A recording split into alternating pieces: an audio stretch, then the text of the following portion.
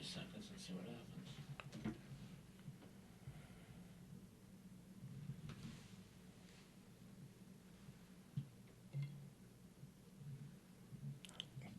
When I refresh, it comes back to the same, kind of same. Yeah, it just froze.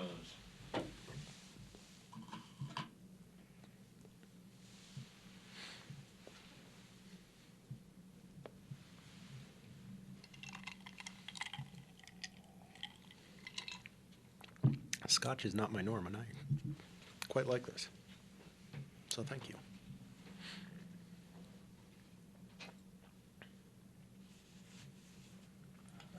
Somebody here in the comments saying that we're making a new live. Yeah, I guess if they go out and come back in, whatever that is.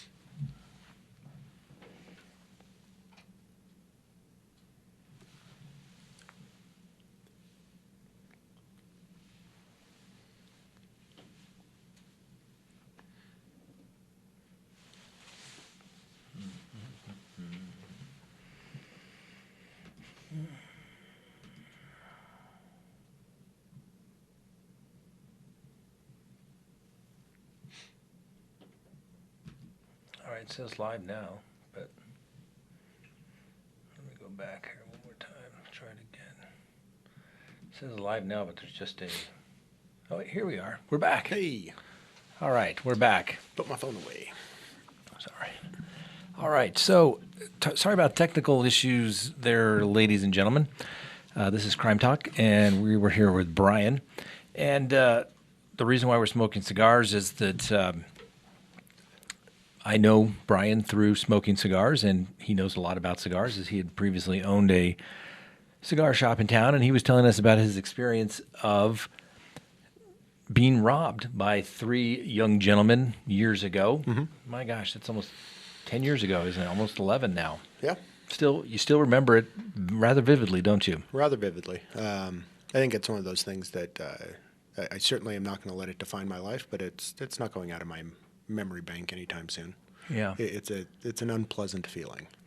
So we were talking, we're not sure if it was actually on the air here or not. You were talking about the sentencing of the young gentleman, and your wife, had this moment that, maybe this young man had seen the light going to try and change his life, and you thought maybe, we should get up and give him a break. Yeah, she really wanted to say, to the judge and really address it to him, but, don't let this moment define you. Learn from it and become a better person, and we're willing to forgive if you're willing to put the effort in to, legitimately try and make a change in your life. And when we got to court, as I was saying, he is, for lack of a better term, he's acting like a jackass. I mean, he is just joking around with his family who's in the room, with his girlfriend who's sitting right behind him, chuckling with the other people who are on, also shackled. So they're going to be. Yeah, because this would have been in the old courthouse at that time. Yep. Back at the old City County Denver building, where they marched everybody in So they chains brought in- down the courthouse steps, and they put everybody in the box, the jury box, Yep. waiting for their case to be called It's up. about 4 or 5 people that particular morning.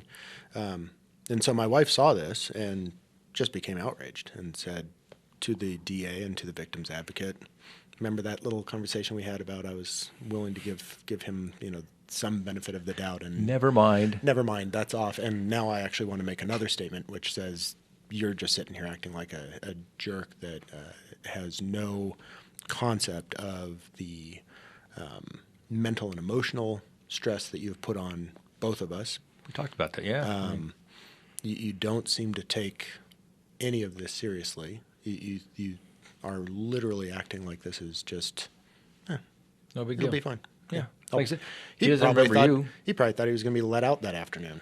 I bet his demeanor changed when your wife got up and read that statement or made her statement. Very quickly. Yeah. You could see the color drain from his face, and whatever grin he may have had on his face prior to that was gone very, very quickly. I tell clients all the time, when you go into court, there's one word that should describe it, and that is humble. okay? You have pled guilty or you are on trial. You need to be humble. Right. And I have told this is racism number one. There are two types of people in the world, those that are humble and those that are about to be. And if that young man had been humble, perhaps he would have got a little leniency. Right. When the victim and the victim's wife are saying, hey, I understand your youth, you made some mistakes, you're still an adult, but you made a dumb mistake, you could have killed somebody, but I'm willing to give you a shot because you've accepted a responsibility, and I'm a forgiving person. I want to be what everybody holds themselves out to be, forgive and forget and understand, but you traumatized me and my wife. And I bet when they heard that statement, it changed real quick. Right. And neither one of us are religious people, but, we had been going to church for a little bit, and I think it was my wife's attempt at saying, what would Jesus do? I hate to sound trite, Sure. but, can you learn from this? And if so, we can forgive you. Yeah. Make something out of your life. What did the judge ultimately give him? It was 6 years. 6 years. So he served 3 of it.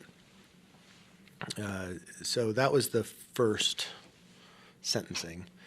The second one was, it wasn't a sentencing. We went for the young man who was cooperating, quote unquote, with the police on a murder case that they were working on. Mm-hmm. And the judge basically said, you so much as look at somebody crooked for the next very, very significant amount of time, years.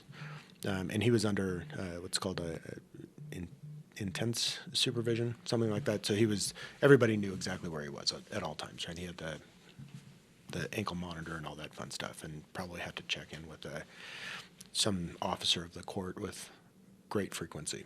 Okay. So he was the one who later on, a number of months had passed, with his brother this time,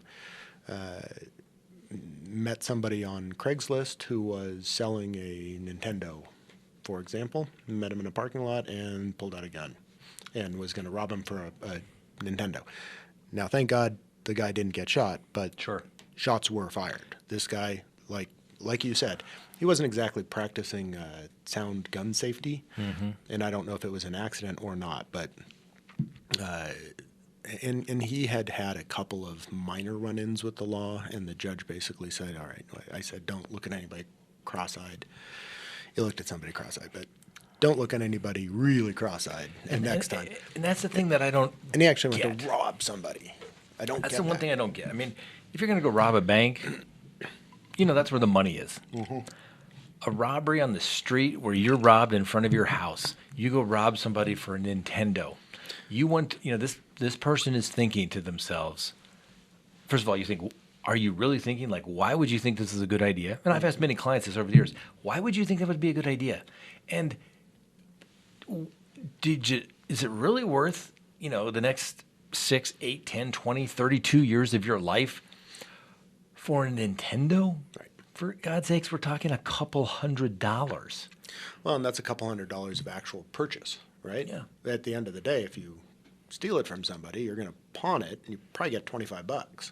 Yeah. If you ask me nicely enough, I'll probably give you $25. Not to mention the additional crime that he is committing when he goes to pawn it, because he has to admit that and say that it's his Nintendo, right, and that he purchased it and he has the authority to sell it, and he doesn't. And so yet there's another crime that's committed there. And I just don't get it. Most, someone goes in and robs. I had a series of cases where they went in and robbed all these hotels. Boom, boom, boom. $100 here, $60 here. Mm-hmm. But they're all separate victims, so they were getting consecutive sentences. They're getting 60 years for a few $100s. How much was in your deposit bag? I think all in on the deposit bag, it was, so the restitution that I was paid in part was actually a significant amount of money, but I think cash was about $3,000, because it wasn't just from one day, right? This is like a week's worth of cash. So $1,000 there. What I found interesting, and I'm glad it happened this way, when the judge forces the group to do restitution payments, she actually wanted me to give a breakdown of every cost that I incurred. So having a locksmith out to my house to have both sets of locks changed, Yeah. That's whatever, $150. The car, ironically, stupid little key fob, they have to reprogram the car. So That's hundreds of dollars. It's a $400 key fob. Don't lose your key fob if you own a European car, by the way. This is your lesson for the day. Even 10 years ago, it's probably Even more 10 years expensive these ago, days. $400, and then they had to keep it on the computer for half a day, and no mechanic. Even though the mechanic was a friend of mine, nobody's doing that out of the goodness of their heart. So they're charging an hourly rate. I think that was $800 all in. Sure. For a stupid key. Yeah. And the only reason I had it rekeyed was I thought they were going to show back up, and talk about easy pickings. You've got the key fob. You just Sure. Just drive it away. you bloop, bloop, and you walk right in and you drive it away. Or you watch the house and you see when somebody walks out and you go turn the key the next day. Right. I mean, Lots of little things like that. But my wedding ring was platinum, so that was not cheap. sure. My watch, I'm not a Rolex guy, but it wasn't a nice watch, it was probably. a couple $100. Sure, Right. So it adds up. before you know it, the total cost was approaching $10,000. Yeah. And I did get. It was very interesting. I got some money from each of them during their incarceration. The one guy who actually served the longest amount of time, the one that went to trial, he was the one who, God willing, I think is the only redeemable soul in that group. I think he's the one who's going to turn his life around. I hope. At sentencing, his grandfather flew in from Louisiana and said, basically, pleaded with the judge to show leniency and release him to his custody, and he'd take him back to Louisiana. And I'm guessing this guy's a kind of a good old country boy, and probably was going to whoop his ass first. Probably the worst thing that could have happened to him was Grandpa. Go with Take him Grandpa. back and then do that. Which, The judge was having none of that, but sure, he's going to prison. right, you're going to prison. But you could tell because I would get restitution checks, and when I say restitution checks for let's round up and call it $10,000. Okay. Your restitution checks coming in once a month for $40, maybe. So Plus interest. It takes a while, yeah. And that's because they choose to work while in prison, and instead of pocketing the money or sending it to their commissary, it goes to this fund where I get paid back. That kid was the only one who, it was like clockwork. I mean, it Paid was every like, month. I could buy a couple cigars and a drink. There you go. I knew that, January 1 is here, I'm getting my $35, and every once in a while I get $45. I'm like, ooh, he's working hard this month, All right? right, yeah. The other two were, whatever. Yeah, You get something every once in a while. You get a $6 check. I'm like, oh, you're really putting in the effort. Putting there, in the aren't you? effort to redeem himself and become a respectable member of the community again. Right.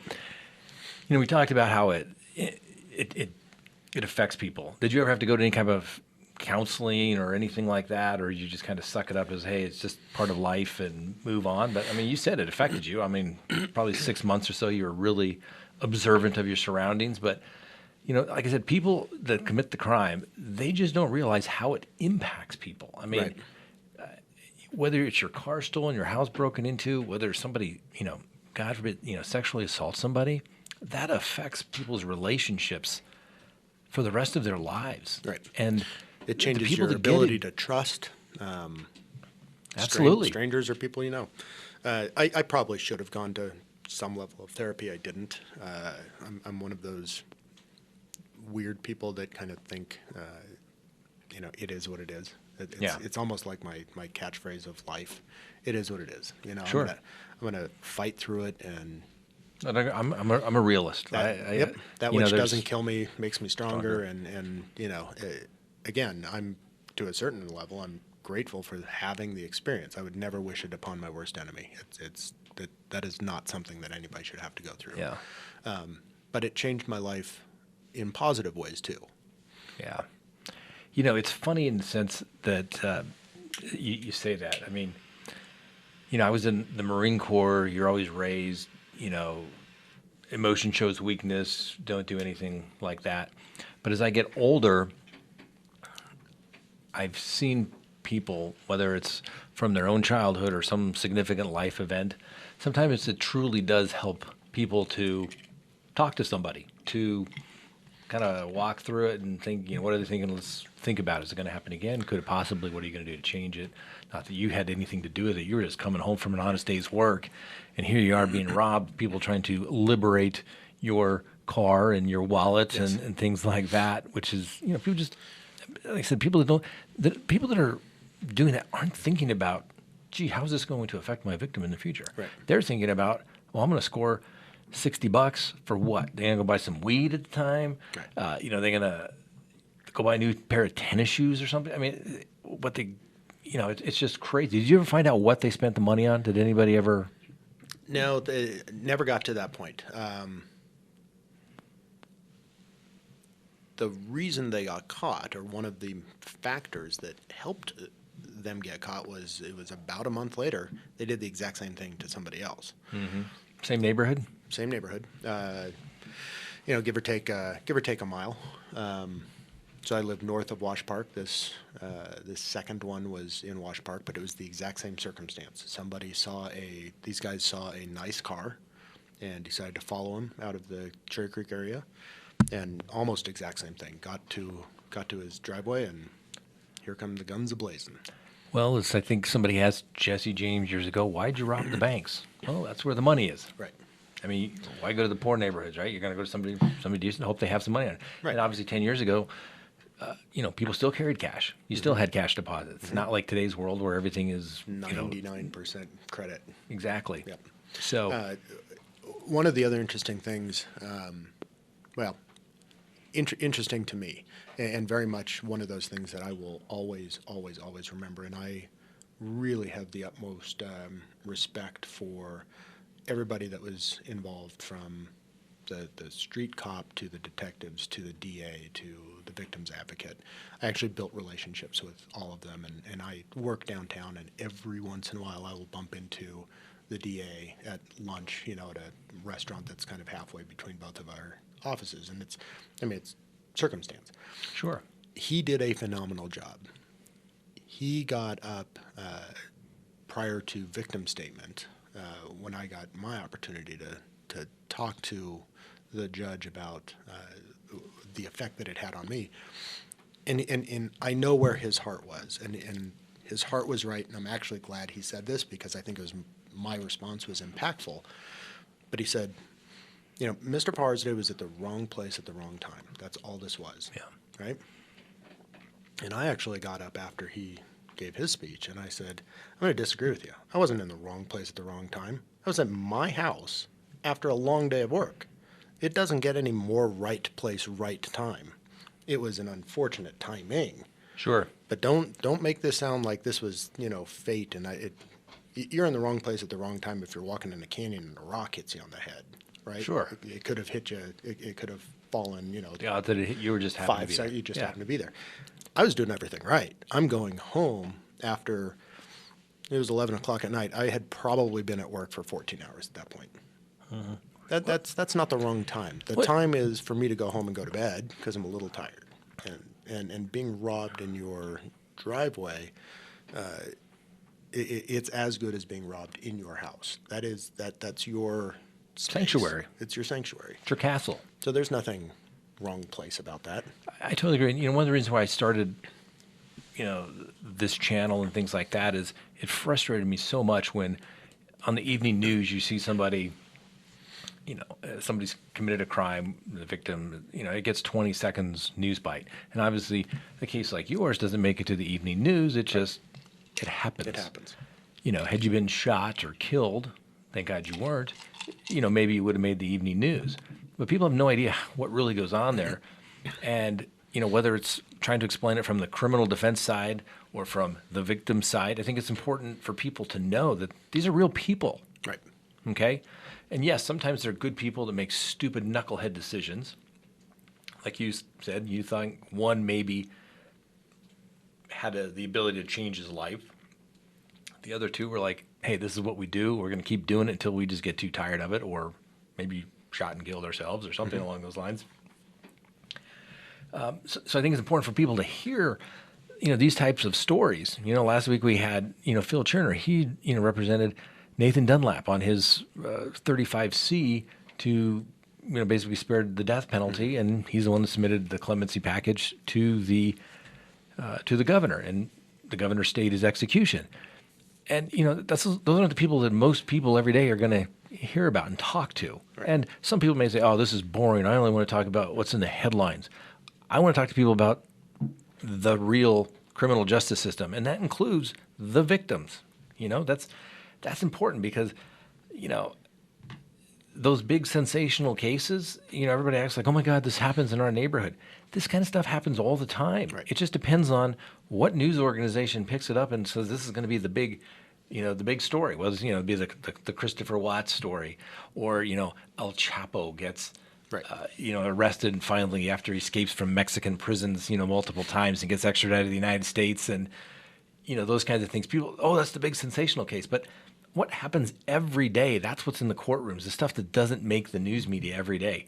I mean, there's real people involved, and that's what I wanted to try and when we have this channel is to have people kind of tell their stories, and let's look at it all factors. Let's not just take one side and say, "Oh, this is it, and this person's guilty." Let's take a look at it, and you decide. You look at the evidence. Is there enough to convict? Is there not? Let's talk about the victims. How does it expect? People don't realize the impact it has. They really, really don't. And I always tell, clients, when you make that statement to the court, and particularly if there's a victim in the courtroom, you better apologize to them. Right. Even if you don't mean it, you'd be surprised how far the words "I'm sorry" can go. Right. Say, "I'm sorry. I don't know what I was thinking. I'm stupid. We thought there's no such thing as easy money. Those kids, they still $3,000 probably thought they hit a payday. Right. And what do they have to show for it? Right. Nothing. They just don't. They don't get it. And we've watched one of the three. So if you're following a little bit, the one guy pled out and 3 years essentially served. One guy went to trial, and he, I think, is the one who is redeemable in some manner, and hopefully he's in Louisiana working on his grandfather's farm and is figuring life out. And then the other one was the bad seed, right? Mm-hmm. So he served his time, because at some point the judge finally got tired of this nonsense. I think it was after he tried to rob another guy and shot at him. That'll do it. Served his time, out on parole. In the time that he has been out on parole, which has been, let's say, 3 years or so, 2-3 years. Okay. I have received, 2 weeks ago was the most recent one, that he has absconded from his parole. So I get notifications anytime he so much as pees on a bush without permission. Sure. Which to a certain extent is nice to know as a victim. You get to a point as a victim where you're like, you know what, I'm trying to move on with my life. I don't need these constant reminders. I'm certainly not scared that he's coming after me. I don't think that there's any retribution there. But what I am is I'm annoyed at the system to a certain extent, because everything else in the system that I dealt with was a great experience. And now that he's in the parole part of that, it gets a little frustrating to hear that, this idiot can't even check in with his PO, and the multiple times he's gone out of state. How many years did he get sentenced to? So it was 10 plus something. 5-year mandatory period of parole? Probably. So, yeah, the 5 years. So here we are at 11. It was somewhere in like the 16 total. Yeah. So he gets 10 years. He's out. Here we are almost 11 years later. Mm-hmm. And you still haven't got reimbursed for your $3,000, your watch, your wedding ring, your key fob, anything like that. And this guy, so when you get these notifications of parole revocation hearings and whatever the cases that they would reach, the court system would reach out to the victim, would you like to submit a victim's impact statement? And I think the last one I submitted, for the most part, was a whole lot of copy-paste. And I said, this is now the 4th or 5th time that I have submitted this. And by the way, in this process, from when we very first started in court with this guy to the last time I was in court, and this was on some revocation hearing well after sentencing. I otherwise was out of that loop, but I didn't feel right about just not doing anything. I literally watched the evolution of a thug, is what my wife and I call it. We have watched him. We've watched him get prison buff. He's got neck tattoos now. I mean, he's making all the right decisions in life. Sure. Right. All he's missing is a couple of teardrop tattoos on his face. But it's one of those things. The last letter I wrote to the court was, I promise you, one day this guy's going to kill somebody. I promise you. So you keep being lenient with him. Don't. So as a victim of a violent crime, where like I said, somebody robbed you at gunpoint, put a gun to your head. That's pretty serious stuff. They're threatening to kill you, take your life, ruin your wife's life by potentially taking you away. There's a big, sentencing reform going on these days. And I think it makes sense when we're talking about, drug dealers or, drug users. The guy, that selling marijuana, hey, doesn't get it. But we're talking violent crime. What do you think of this movement to, reduce or be more lenient on sentencing? I think when it comes to nonviolent crimes, take it on a case-by-case basis, and I can definitely see a reason why, somebody's caught selling a dime bag or whatever, marijuana. You're not killing anybody, probably. Sure. It's not the end of the world. Much like the state of Colorado, or at least the city of Denver and the Denver Police Department, I think the second a gun is present, that's a game changer. And I don't think that there should be, I think the opposite. Let's take those crimes even more serious than we already do.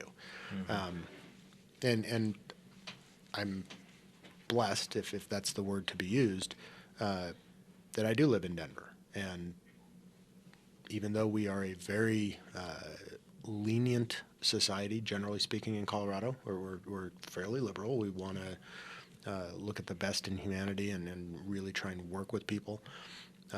It's nice to know that once you do something like that, it's kind of it's a game changer. And you could, the sentencing of the one young man, we were the last up, and it was a new judge, and I'm sitting there with the victim's advocate and the DA and my wife, and we are watching the people of the day get their sentences thrown at them.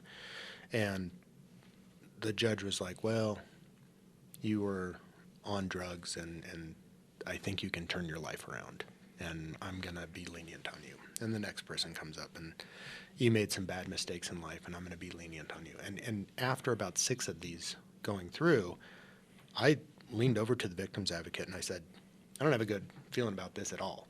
I'm watching today's history with this particular judge, and she is basically letting everybody go. And I said, this is not going to bode well. And our guy got up there, and her entire demeanor changed, and she basically said, you're about the worst of the worst. I told you to walk a straight line. You couldn't walk a straight line. Here's your sentence. Whack 'em. And the guy started crying. And I thought, not that was funny, but inside my heart, I'm like, you know what? This is kind of funny. You've been walking around this courtroom, pumping your chest out like you're invincible. You've treated everything from step 1 to step 10 lightly, as though you were Superman and you could do whatever you want. And all of a sudden, the judge says, nope, not having it, and he started sobbing like a baby. And he's not crying at that point for remorse for what he's done to you. He's crying remorseful that he got got caught. Yep, that's exactly right. He couldn't care less what he did to me. Yeah. Or to the other person that he, at this time, he's now done it to 3 people. The unfortunate part is I mentioned that they did something very similar to another person about a month later, and that's what kind of cracked the case, if you will. That other person who was the victim, refused to cooperate with the police at all through any of the process outside of the basic statement.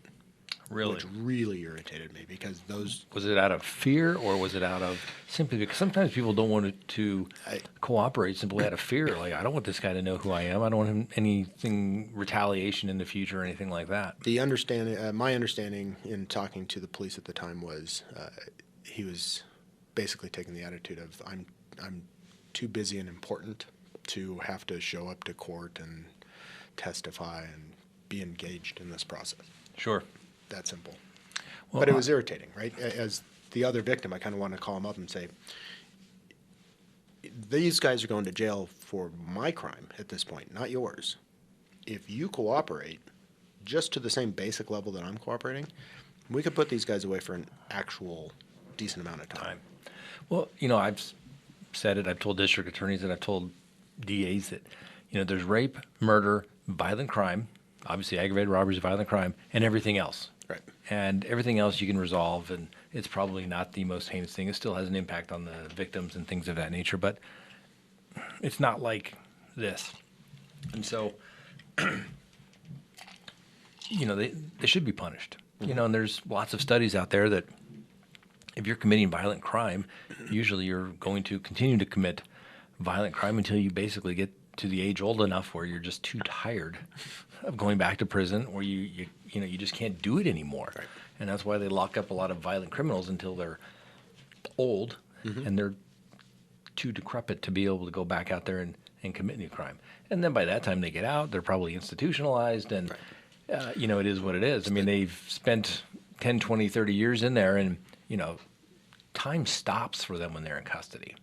And I've heard people, I was at a sentencing once. It wasn't my case, it was a co-defendant. And the victim's father showed up. It was a homicide case, and I had a co-defendant. We went to trial, and our client was acquitted, but the other gentleman was convicted.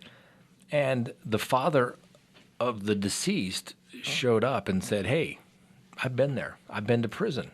Okay, I was sitting in your shoes right there, same type of situation, and went to prison, but got a sentence, and he ultimately got out." And he said, "Hey, you have no idea what's coming your way, because you're going to be in there for, a life. And, now all your friends are still writing you, and all the girls are, saying, 'Hey, I'm here for you. I love you,' whatever." It's going to change. But after, 3 years, maybe the letters stop. 7 years, nobody's writing you anymore. And then nobody takes your calls anymore because the only thing you ask for is money for your books, and I don't think people realize that when they're in there. I mean, you're out of sight, out of mind. People forget about you. Your friends aren't going to keep sending you money for your books. Right. You're going to be making your 25 cents a day, if you're lucky, if you don't get shanked over, something stupid. I had a case once, and it was a federal prison case where they shanked a guy, stabbed him multiple times. The guy didn't die, but he could have, over a bowl of ramen noodle. I mean, it just shows you, what type of individual will do that over a bowl of ramen noodle or a few $1,000s? They didn't know what you had. It could have been $20 in your pocket. Right. I mean, $20. And that's what people will do. And they just don't appreciate it. They don't appreciate what it does, to society, the expense that comes with it. Those DAs are there, the police officers are there, but it's like business. It's a cost of doing business. You have to have them there, but they don't bring you necessarily any value. Right. You know what I mean? It's They're a means to an end. Yeah.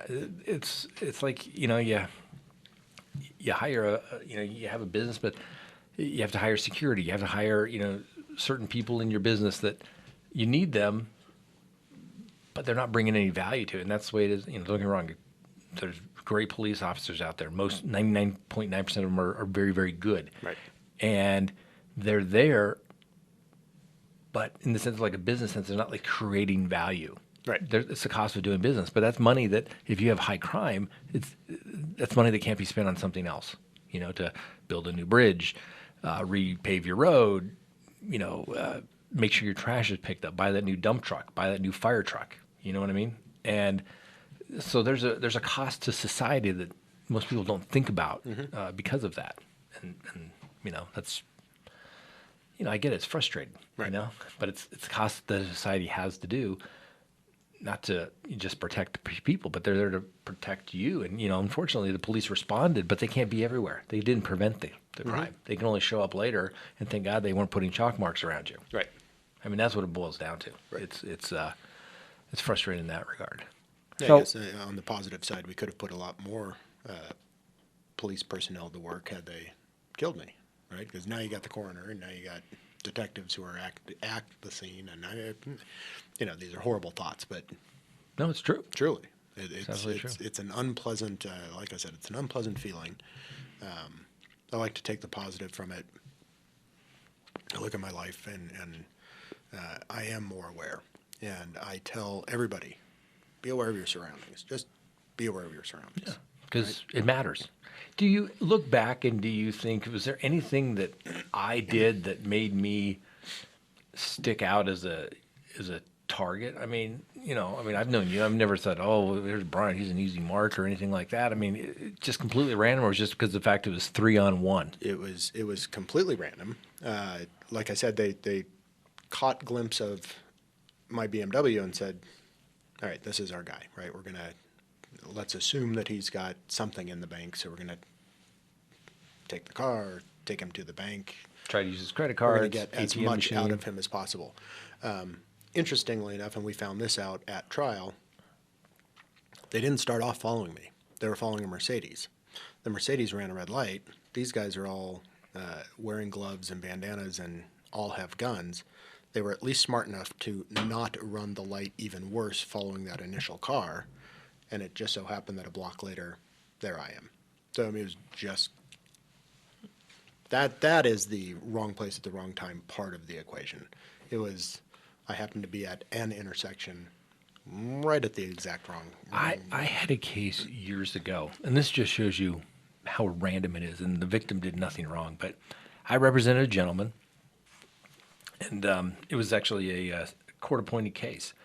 And he had played games. He had the public defender. Then he was going to represent himself and what have you. And he is literally, so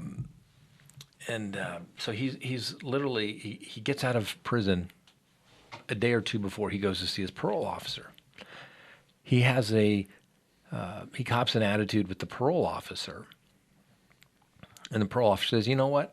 Why don't you go home, think about it, come back and see me tomorrow? So he's in a bad mood. He jumps on the bus. This is just downtown. I mean, off of Lincoln and, I don't know what it was, Lincoln and 17th Street, right around there, 12th, I guess, in Lincoln. And he ultimately is on a bus. He sees a young woman getting out of her car with her hands full, pulls the button on the bus to stop. He gets out and literally is like, I pick you. Sees her, follows her into her apartment, follows her closely. She realizes, hey, this isn't right. This guy's following me. Tries to get in. The guy pushes his way in. And one of the most horrific sexual assault trials I've ever had to, defend. It was one of these cases where it's like, it's going to trial. Mm-hmm. The DA's tried to give him a reasonable offer, if there's any such thing as a reasonable offer in a case like that, and he didn't take it, and he ultimately, played games. Mm-hmm. They bring me in, we're going to, do the trial, and I will never, ever forget that 911 call, because she's terrified, and he said, I know where you live. I'll come back and get you. Right. And so she calls her friend and said, oh my, in tears, like a friend shows up immediately at the apartment. I don't know if it was a roommate or just a friend, but shows up. And then the friend calls 911, and this victim is sitting there crying. And she starts saying, she's been sexually assaulted, and this scream of absolute horror. Don't call the police. He said he'd come back and kill me. Mm-hmm. She absolutely believed that. Mm-hmm. She absolutely believed that. And the horror in the voice. And as soon as the jury heard that, they're thinking, I'm a juror. I'm going to be fair and impartial, listen to the judgment, reserve judgment till I hear all the evidence in the case, etc. At that particular moment, it was over. Yep. It was over. and you could just tell it was over. And it just shows the randomness. This woman who's doing nothing, but she had come home from work, had lunch, had her bags from school, going in, and next thing, her whole world is flipped upside down. That kind of thing is going to affect her for the rest of her life. Oh, absolutely. It's going to affect trust, like you talked about. You know, you didn't trust people. Future relationships, you know, going forward. And when she came in and testified, I mean, she was, you know, so strong. I mean, you had to admire her. And, you know, I'm in defense. I'm like, you know, I get it. She's like, that's the man that did it. And there was some DNA that was collected and things of that nature. It was one of those trials. You go through it and you hold the government to the burden of proof, and they do the right thing, and he's promptly convicted and spending the rest of his life in prison. He'll never, ever get out. Right. But, you know, when you say wrong place, wrong time, she, you know, once again, she wasn't in the wrong place. She was going home, minding her own business. Right. And she was picked out for whatever reason. And, you know, it's the kind of case that never makes the news. Isn't that 20-second blurb? You never hear anything about it.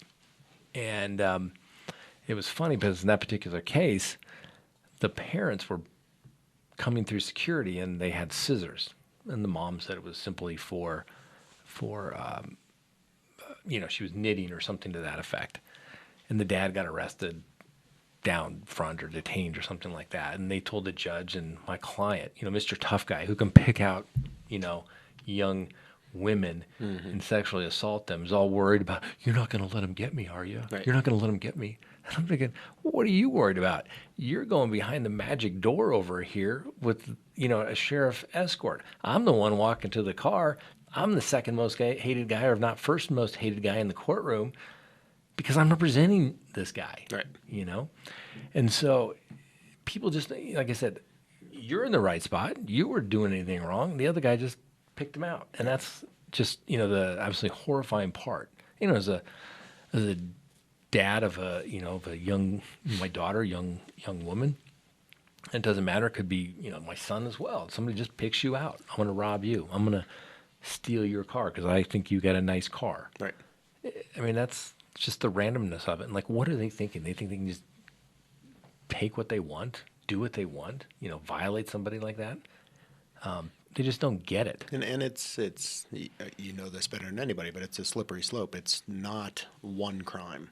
It's, quite frankly, excuse me, had they done everything that they really wanted to do, I'm 100% convinced I would have been killed that night.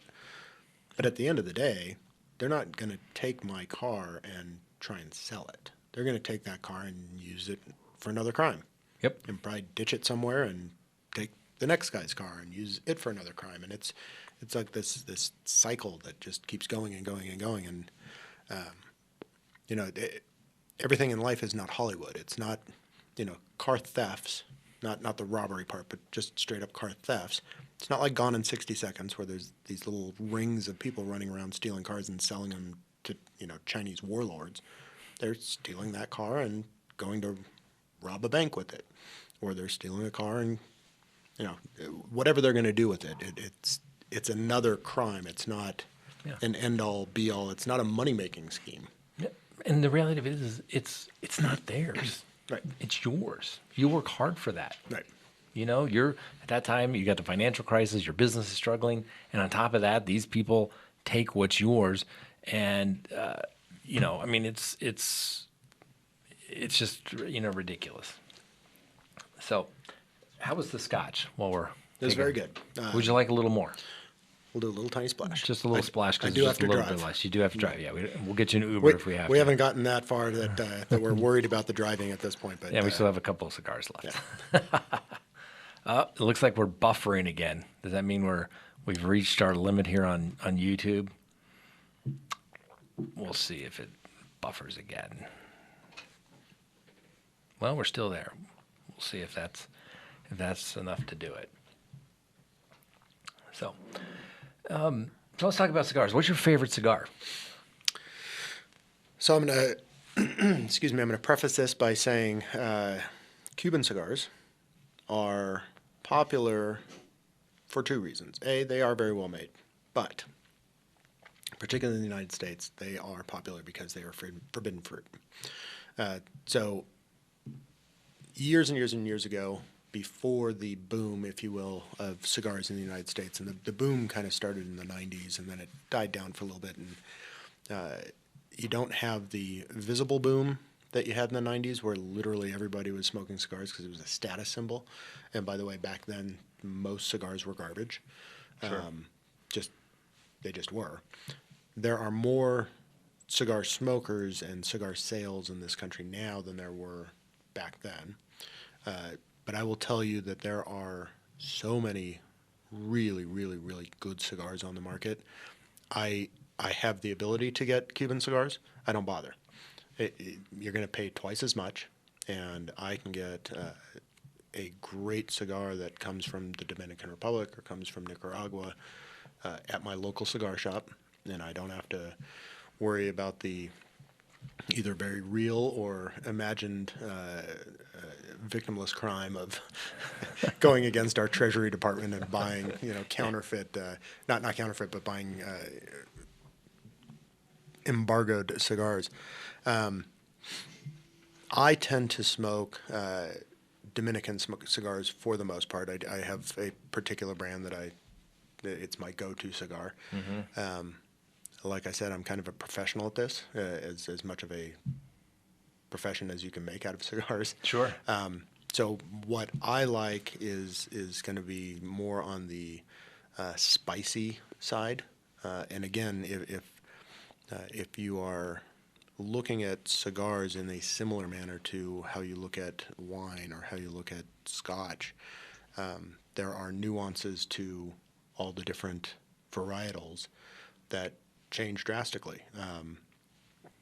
I like a spicy cigar, and it's something on the palate that you can literally taste either red pepper or black pepper. The one part of this cigar conversation that I've never really understood was how that comes about. I just don't know. Sure. Somebody knows, I'm sure, but it's not like they are adding red pepper literally to a cigar to make it get those flavors. I remember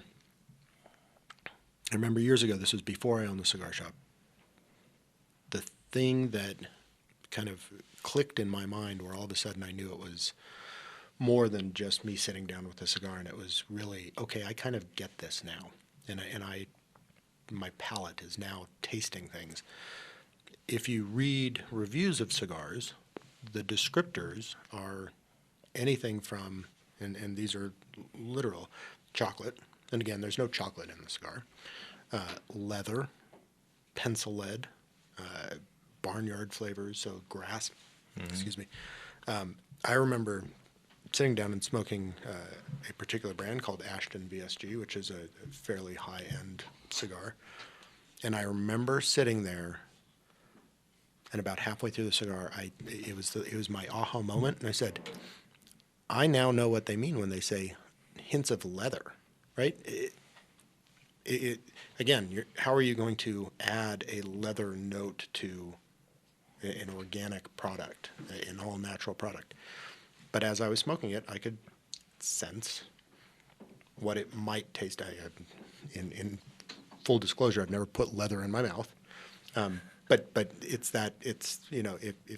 taste is not only on your taste buds, but it's also in your nose, it's that smell of a fine leather couch or something like that.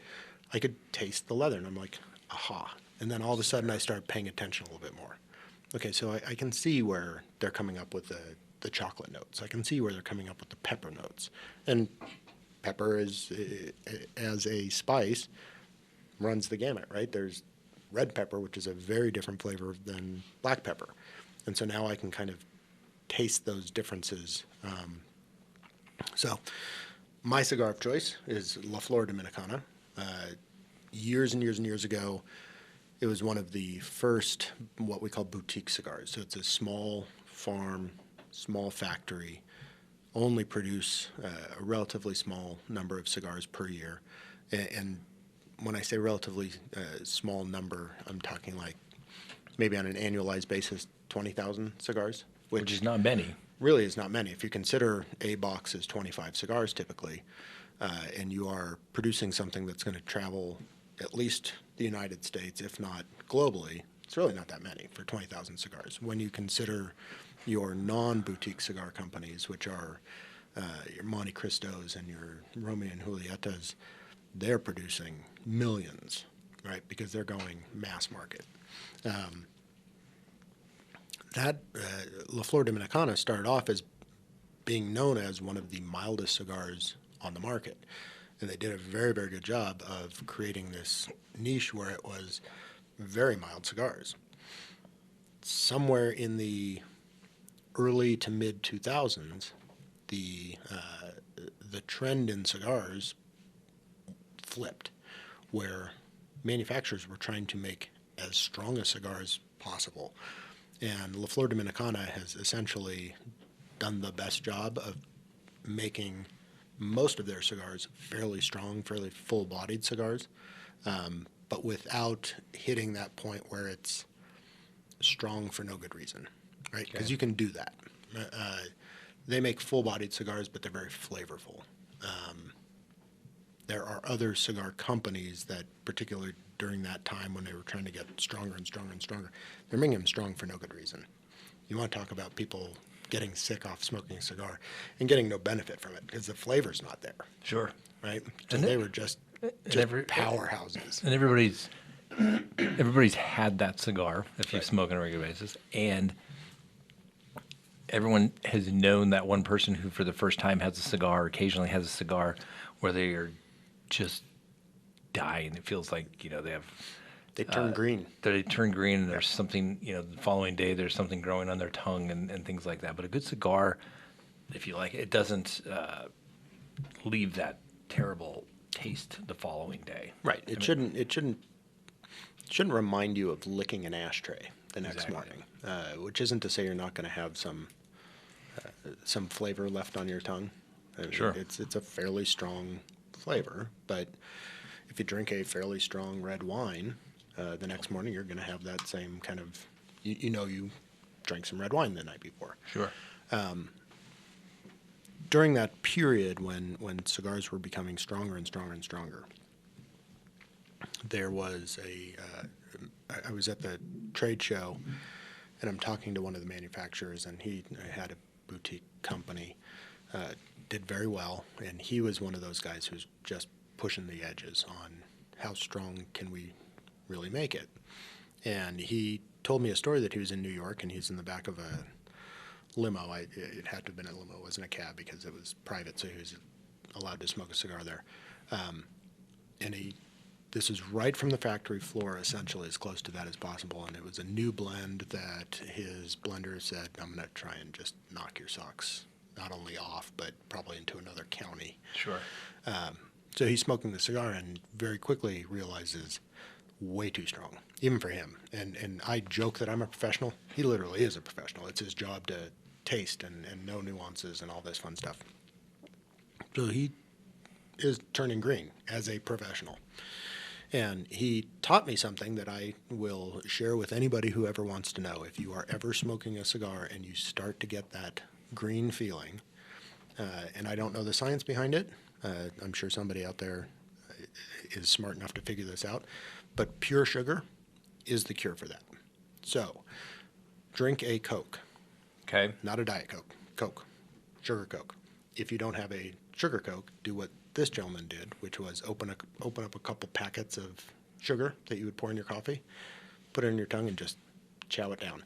And I kid you not, I've told people that I've been with that I can see they're turning green. I've told them, trust me on this one. A couple teaspoons of sugar real quick, and all of a sudden the sweat stops, and you're in a much better place. And again, it could be for a number of reasons, right, that pops up in the first place. But at some point, we've all been there. And, Yep.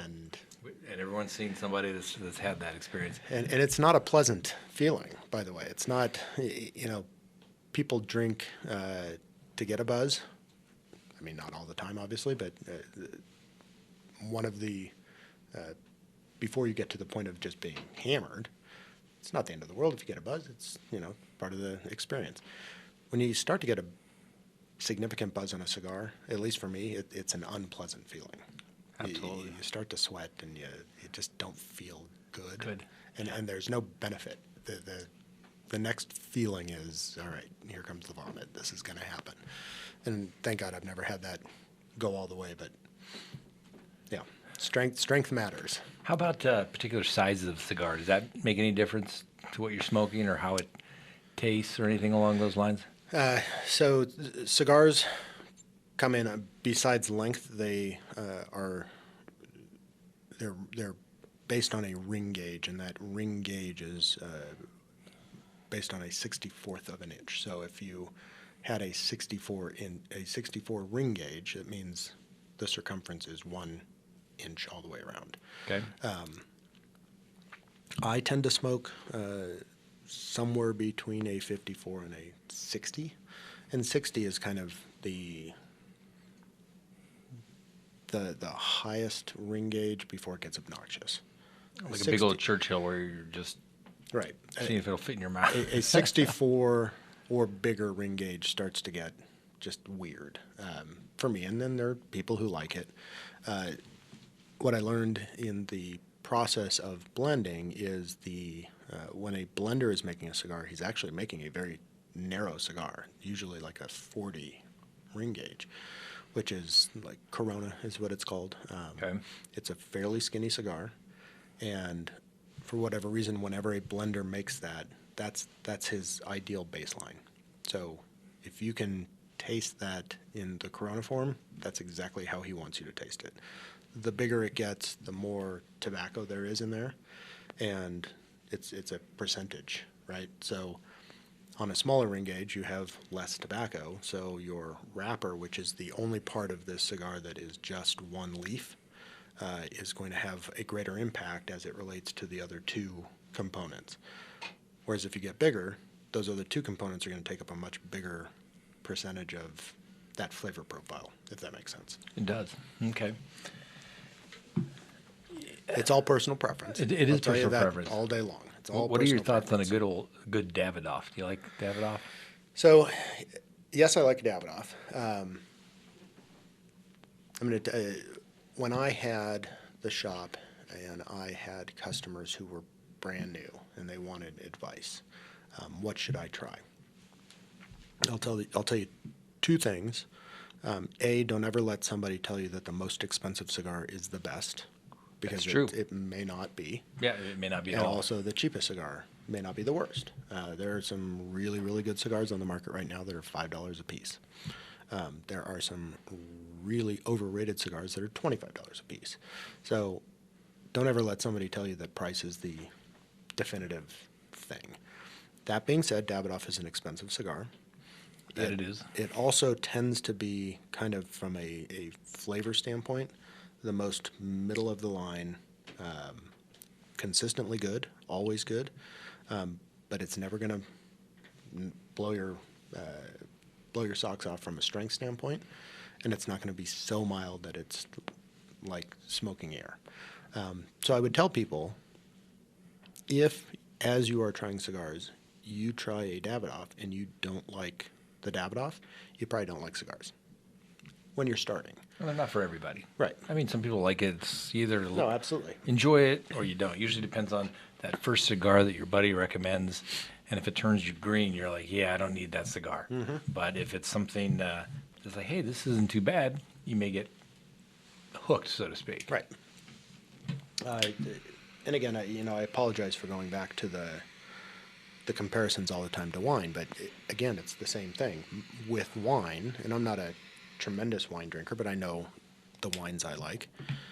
My palate on a red wine tends to be on the bigger side. I like Sangioveses, for example. I like a big Italian red. Okay. A milder flavored Pinot Noir, or Merlot certainly, doesn't really do it for me. And that's just my personal preference, and it's the same thing. I get people all the time ask me, well, what do you smoke cigars frequently. What's your favorite cigar? I should try that. trust me, if you are not a regular cigar smoker, what I smoke is not what you should try. Not to start. Get there. And the reason is, like I said, I smoke a strong cigar, and it's going to turn you off real quick. If But you didn't jump to that cigar Oh, God, no. overnight. It's something that's No, no, no. developed over the multiple decades that you've been smoking you cigars. develop a palate, and your palate grows, and you just learn that you like different things. And I've got friends who have been smoking for a long, long time, and they'll never smoke anything as strong as what I smoke. And that's, again, it's personal preference. So let me jump back to your experience of when you were the victim of an aggravated robbery. I'm assuming you did not have a gun on you at the time. Did not. Do you think it would have made a difference if you had been armed? So Do you think it would have helped or hindered the situation at all? I Or would think- you have even had time to get to it? I think if I were armed, meaning carrying conceal carry, I don't remember the order of which those two words need to occur, but I think if it was on my body, I absolutely could have defended myself.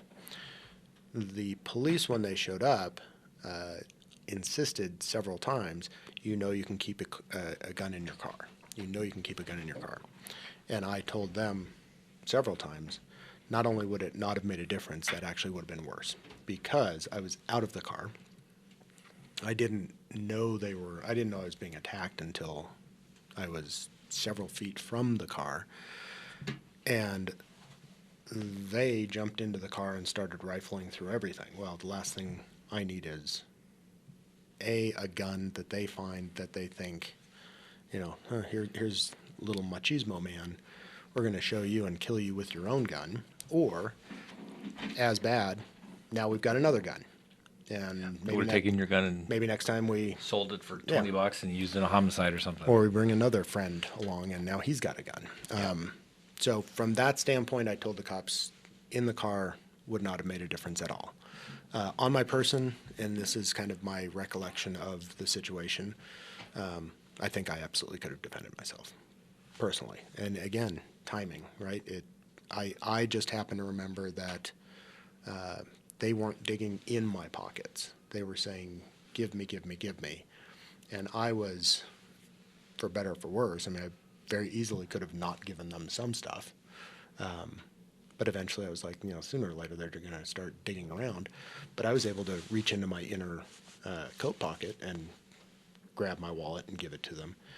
Had there been a gun there, I think I could have absolutely taken care of the situation. Since that time, have you obtained a firearm? Do you carry a firearm at all? I have firearms. I do not carry. And it's one of those things that I always say I need to start the process of getting my permit to carry. Yeah. For whatever reason, I just haven't, and I don't. Part of it's my office policy. There's no firearms in the office. There's no firearms allowed in the office building. Sure. I'm in charge of operations for our office, and I think if the landlord or building management found out that the person in charge of operations was carrying a gun, I could probably put our offices, our companies, not longevity, but ability to rent at risk, and I don't want to be responsible for it in that way. That being said, I fully intend to at some point. Sure. And I have firearms. I have a concealed carry permit, but I rarely carry because I'm in and out of government buildings all day, what's and the point? you can't have it. I don't want to leave it in my car because what if my car gets stolen? And although I do like firearms, I am and I tell clients all the time, they complicate everything. They complicate everything because what if you're wrong? You have to be absolutely certain. And I tell clients, if you're going to carry concealed carry, you have to be if you use it, you have to be absolutely certain because jurors and district attorneys take the mindset that you have to be able to justify that you had absolutely no other option or choice available to you before you did in fact use it. Right. And it depends on who you get. You can get a DA who, is adamantly opposed to firearms, and they won't say it, but they think no one should have it other than the government or the police. Mm-hmm. And you get a DA who thinks, hey, these guys, they're robbing you, but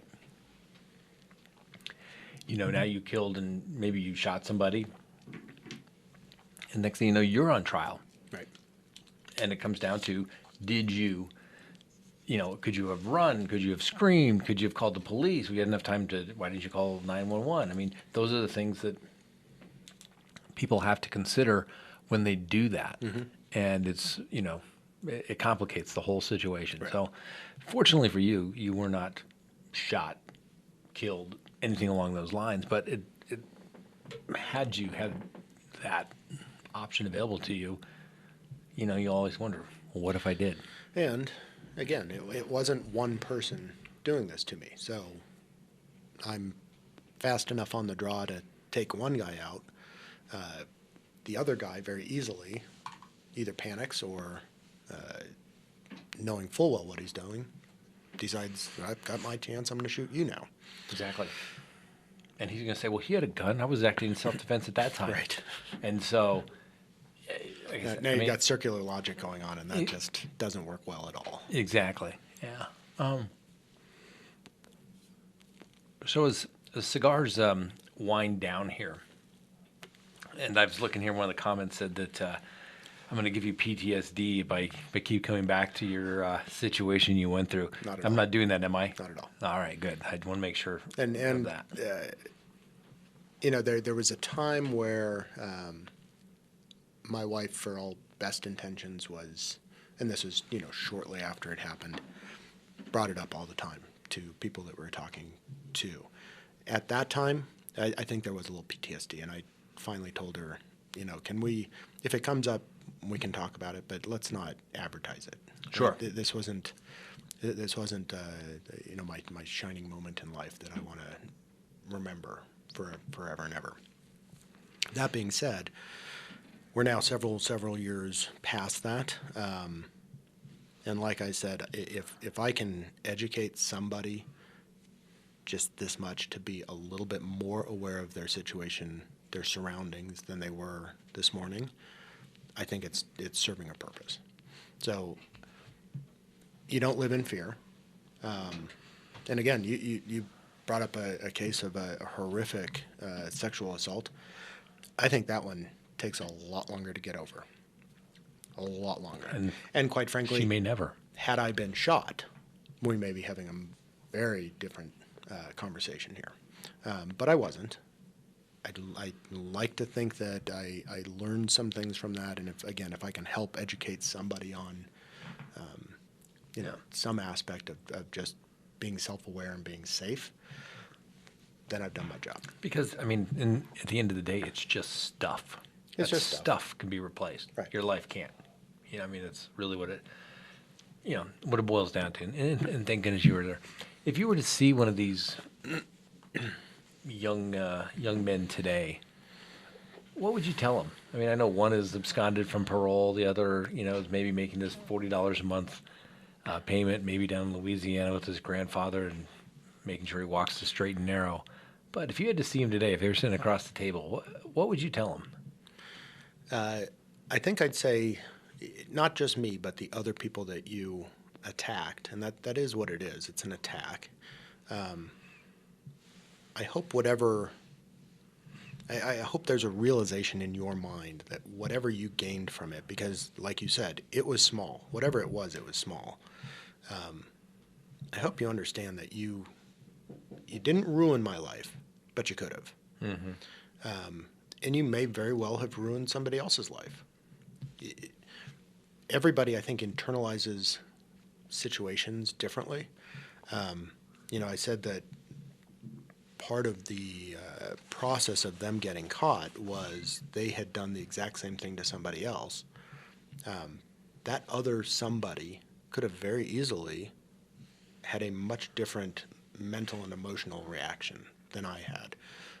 It certainly wasn't a pleasant situation for a number of months afterwards, but I've grown and I figured it out.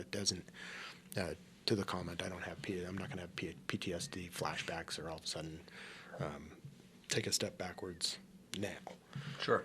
Somebody else may, right? Everybody reacts to stressors differently.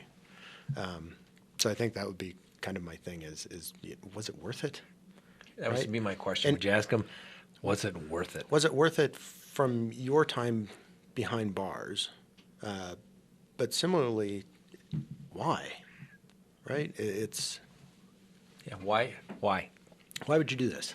And I understand. Yeah, I'm not so naive not to realize that socioeconomics can drastically change how somebody behaves. I get that.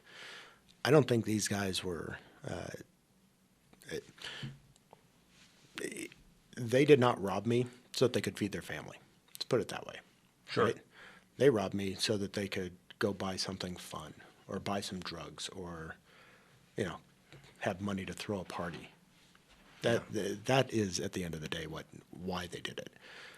I would actually feel an awful lot of empathy if I knew for a fact, listen, my younger sister hadn't eaten in 4 days, and my family had literally no way to feed them. Sure. That would be have- different. I would have some empathy for it. Still, probably don't need to stick a gun in somebody's face, but at least if you'd it's a asked me, I different. probably would have helped you out. It's a right? different circumstance, right? Yeah. I'm not devoid of human compassion. So I get that, but these guys were not those guys. These guys weren't, stealing bread to make sure that their family could eat. I often ask that of clients when, we're trying to make a decision on what to do about a case. And, sometimes the first time I read the discovery and I'm thinking, like, I ask them, what were you thinking? And like you said, I really wasn't thinking. I just thought it'd be, some easy money or I don't remember it. I was on drugs myself. I mean, Right. Who knows what the reasons are? But it always makes you wonder, like, what were you thinking? And why would you have thought that was a good idea? Yeah. And it's like, well, they got away with it, or somebody they knew got away with it, or got a slap on the wrist, and it was no big deal. And the problem is that they rarely do they get caught the first time. Mm-hmm. Whether it's a aggravated robbery, it's the police officer sitting out front and like, oh my gosh, what happened? And stops it. They get away with it. They think they can do it again. And I've seen that many, many times. And the scary thing, you would know this better than I, just because you are around it professionally, but so you get away with it the first time, and you do it a second time, and maybe get away with it a second time. Eventually, you either get caught and your life as a criminal is ruined, or things escalate for one reason or another, and all of a sudden you're not just holding a gun to somebody, you get spooked and you actually shoot that gun. Yeah. Now we're in a different world now. You may not have intended to kill somebody, but dead is dead. Yep. And if it came at your hand, that's on you. Well, and like I said, thank God nobody shot you, but that one knucklehead that has a itchy finger kills you. The other two guys go down on felony murder. Right. Somebody dies in the commission of an offense, of a robbery in that sense, an aggravated robbery. They're guilty just like they shot And I you, think just like the other two. I think the girlfriend who's behind the wheel, who literally walked away with nothing, probably is implicated on that. Yep. You were driving the vehicle, so you're probably brought in on She some is level as well. definitely a complicitor. Right. If somebody aids, encourages, or abets, assists somebody in the commission of an offense, and they know that what's going to take place, and somebody dies in that, or even simply says, "Hey, we're going to go rob this guy." You sit here in the car as a getaway driver. They're guilty, just like they got out of the car and robbed you themselves. And like I said, a lot of people don't realize that, understand that. Think, well, I'm just hoping, I'm just. Unless somebody held a gun to their head, they're guilty. Right. And so I'm glad you made it through safely, and you're now able to, talk about it. And like you said, share your experience. And if it helps one person maybe be a little more observant and not put themselves in a situation where they can be made a target, then that's significant and it matters. And the other thing is like I talked about, the reason why we started this channel and podcast and vlog is that, to be able to show people that, this kind of stuff goes on all the time. It's not just what you hear on the evening news for 20 seconds. It's not the big story all the time. Yeah, it's, the evening news covers, okay, here's the story. Usually it's, the crime of the month. Oh, a teacher sleeping with a student. Then they go into the weather and, how's the local football team doing? And now back to the weather. Right. And most people, that's what they show up for. They want to know what the weather's going to be like. How do I dress for tomorrow? They don't think about this kind of stuff until it happens to them or someone that they know directly. And that's, like I said, why we started this, to let people talk about it and have a situation where, or a place or a forum where we can actually talk about it a little more in depth than just, a 20-second blip or, oh yeah, Brian was a victim of an aggravated robbery. Isn't that sad? All right, well, let's talk about it. How did it affect you? How did it affect your wife? Right. How does it affect your neighbors? Like, oh my gosh, this happened in our neighborhood. Right. This isn't supposed to happen here. This is a that good was neighborhood. That was a very common statement with neighbors, as the day following, the next couple of days following was, this isn't supposed to happen. Not in our neighborhood. No, we live in a great neighborhood. And you're a good guy. You pay your taxes. Yeah. Why you? I work hard. Yeah, and why you? I mean, it's like, it can be very eye-opening to people. They live in this little bubble that they think, oh, not in my neighborhood. Couldn't happen. And like I said, the last thing I would ever want anybody to take away from any of this is don't get paranoid. That's no way to live life. Statistically, I think your chances of anything truly negative like this happening in your lifetime is fairly low, statistically low. So don't be paranoid, but be a little aware, right? If something doesn't feel right, don't be in such a rush to force it. You can always take another lap around the block, right? Yeah. If you feel like somebody's following you, don't pull into your driveway. Drive another couple blocks. Make a couple left turns. Yeah. Cops will actually tell you. Drive to the police station. If you truly think you're being followed, a couple of left turns will tell you whether or not you're being followed, because the chances statistically of somebody literally taking multiple left turns with you is not really good. And if you are truly in fear, go to a police station, go to a fire station. Those folks are there to serve you, and they do not ever care that you are pulling up. Yeah, exactly. Even if it's completely unfounded and warrantless, they would rather have you pull in your own mind, freaking out just a little bit, and they have to say everything's fine, than respond to what could have been. Exactly. Does it help keep things in your life somewhat in perspective? Some people are like, oh, every little minor thing is a huge tragedy. Now, obviously, something like this is a big deal, but helps keep things in perspective and say, yeah, there's, I haven't been robbed at gunpoint with a gun to my head. Right. Basically, stealing and having your life put in jeopardy. You say, you know what?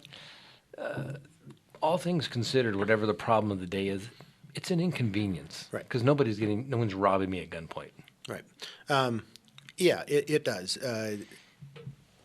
Again, I think different people are affected in different ways. Maybe I've been too naive, but I've really tried to put this behind me as much as possible. And again, based on the comment of, hopefully you're not giving him PTSD by bringing this up, truly doesn't. Hopefully I can share this experience and be a positive influence on somebody. It absolutely gives you a pause to look at your life and do realize that there's an awful lot of world out there, and small problems are small problems, and big problems are big problems. But I refuse to live my life in fear. I refuse to live my life in any manner that isn't my best life, if that makes sense. No, right? You just move on. It does. And I'm not saying that for everybody, right? Again, I'm not trying to make light of this exact same thing could happen to somebody else, and it's very difficult to move on. And they do have severe PTSD and trauma. I think I've been very lucky in the sense that either there's been enough time that that's kind of healed, or I just got over it without sounding trite. But there are other people who a much smaller incident would be traumatizing. Absolutely. And we all handle our things in different ways. Yeah, that's true. But, like I said it once, I'll say it again. Thank goodness nothing Right. severely happened. It's stuff. Mm-hmm. And, maybe one day you'll finally get all your money back and everything with interest. But I think that ship has sailed, but I got a decent chunk of it back, but not certainly not the full amount. And probably the one guy's paid the most of it. He has. Oh, Probably absolutely. what they call joint and several liability. That's So if exactly one what it is. knucklehead pays it all off, he can go seek the money from those other two guys that he's never going to see. Yeah. But in the meantime, he's responsible for all of it. Right. So Yeah, it's it's not like they were all on the hook for a third of it each. It was, you all owe this amount, and if one person pays a penny and the other one pays $9,999.99, then it's paid. So be it. Whatever Yeah, that they don't care amount where is. it comes from, just as long as you're made Right. whole again, which is the point of restitution. All those things that, come in, whether it's getting the locks changed or key fob replaced, all those types of things. I mean, it's an inconvenience for you. Right. And it's money out of your pocket that you could have spent it on something else. Right. Whether it's a cigar or if it's going to, Pay the rent. the money to pay the rent, Right. to, take your wife on a trip. Right. Those kinds of things truly matter. So, all right. Well, the cigars are coming to an end.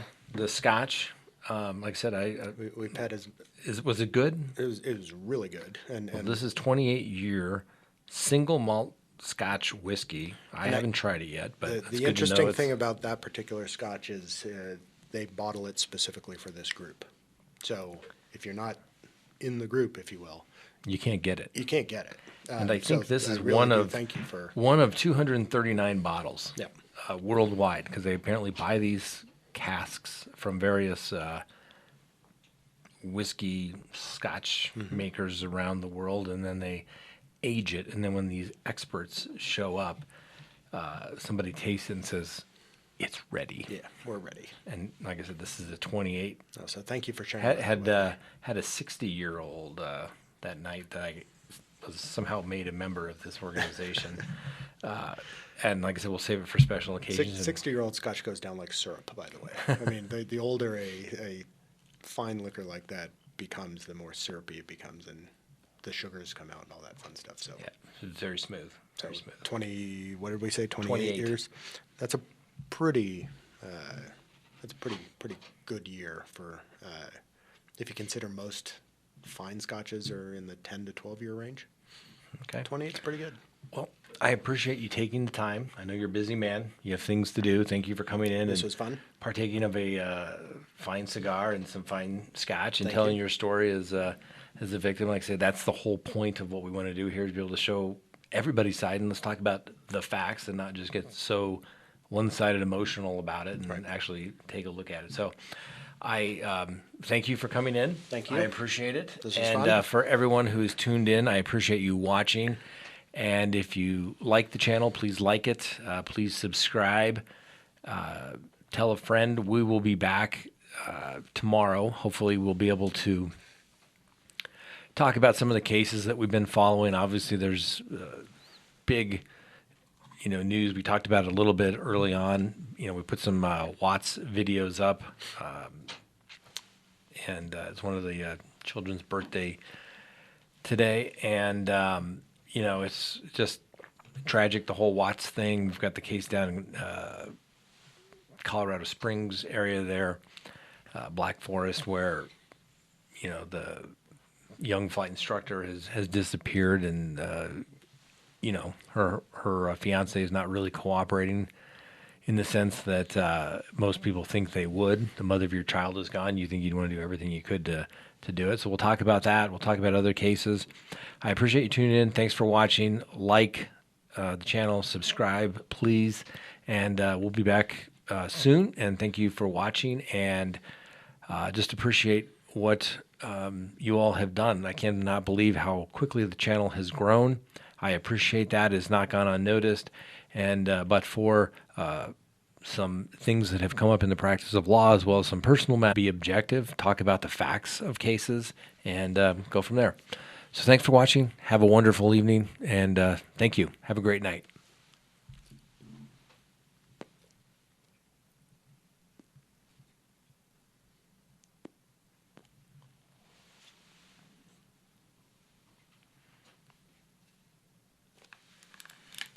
Are we off, Mike? Says we are. All right. I appreciate it. I mean, that was a little long, but